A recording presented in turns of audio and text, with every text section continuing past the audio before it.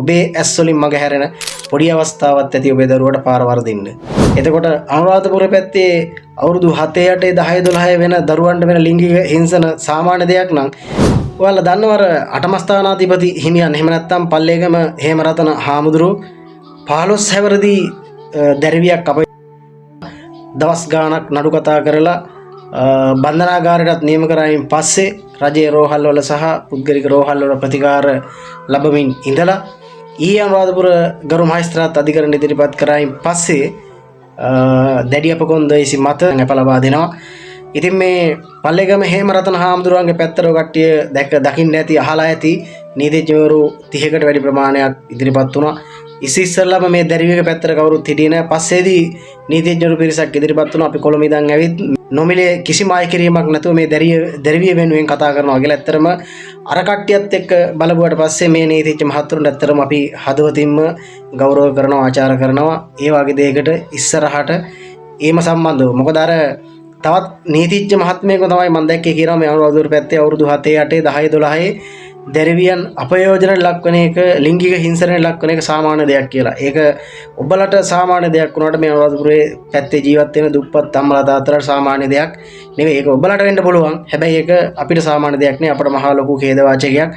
දරුවන්ට ඒ විදිහේ දේවල් දරුවන්ට ඒ වගේ ඉරණමක් අත් වෙනවට කිසිම දෙමව්පියෙක් කැමති නැහැ. අපි දන්නේ ඔබ ඒක සාමාන්‍ය දෙයක් හිතලා ඔබේ දරුවෙකුට එහෙම වුණොත් ඒක දරා ගන්න පුළුවන්ද කියන එක අපි දන්නේ ඔබලා ඔච්චර උගත් බුද්ධිමත් වෙලත්. මොකද මේ රටේ ගොඩක් ඔය වගේ වැරදි කරන නවත්තන්න පුළුවන්.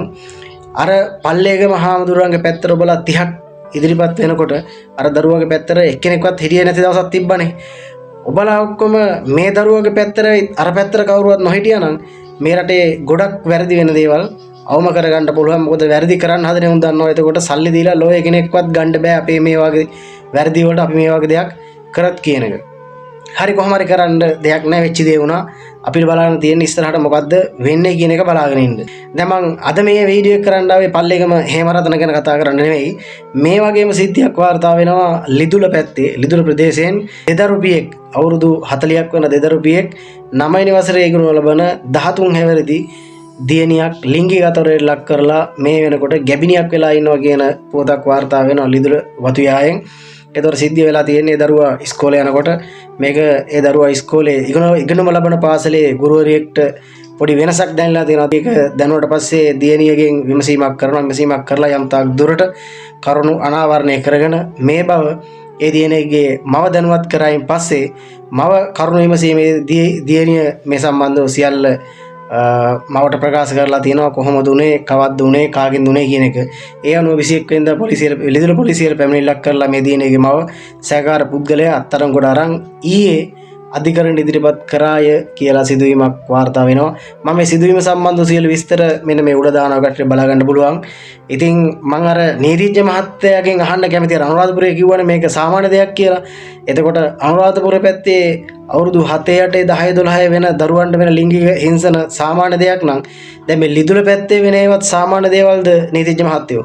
ඉතින් ඔබලා අනේ මන් දන්නේ ඔබලා කොහොම මේ වගේ දේවල් කියනවද කියලා මේ කට ඇරලා උසාවියේ වැරදිකාරයෝ හරි මිනිස්සු කරලා එළියට ගන්න බොරු කියනවා වගේ එළියට ඇවිත් බොරු කියන්න එපා. ඒක හොඳ නැහැ. මොකද කිසිම දියණියක් ලිංගික හිංසනයට ලක් වෙන එක සාමාන්‍ය දෙයක් කරන්න හදන්න එපා. ඒක කවදාවත් මේ විශේෂයෙන් මේ අනුරාධපුර පැත්තේ දුප්පත් අම්මලා තාත්තලාට කරන්න පුළුවන් දෙයක් නෙවෙයි. ඉතින් බොහොම කනගාටුයි උගත් බුද්ධිවත් ඔබලා ඔය කට්ටිය ඔය වගේ දේවල් කියන එක සම්බන්ධව. ඉතින් මට විශේෂයෙන් මේ වීඩියෝ එක අවසානයේ මතක් කරන්න ඕනේ මේ වීඩියෝ එක බලන වෙලාවෙත් දරුවන්ගේ අම්මලා තාත්තලා වෙච්ච ඔය කට්ටිය හිතන්න මේ වීඩියෝ එක බලන වෙලාවෙත් ඔබේ දරුවා ඔබ ළඟ ආරක්ෂිතද? එහෙම නැත්නම් ඔබේ දරුවා ඉගෙන ගන්න යන ඉස්කෝලේ ටියුෂන් ක්ලාස් යන තැන, එහෙම නැත්නම් තවත් වෙන මොන හරි අමතර දෙයකට යන තැන ඔබේ දරුවාට ආරක්ෂාවක් තියනවද කියන එක සම්බන්ධව 100%ක් නෙවෙයි 200%ක් අනිවාර්යයෙන්ම හොයලා බලන්න. ඔබේ ඇස් වලින් මග හැරෙන පොඩි අවස්ථාවක් ඇති ඔබේ දරුවාට පාර වර්ධින්න.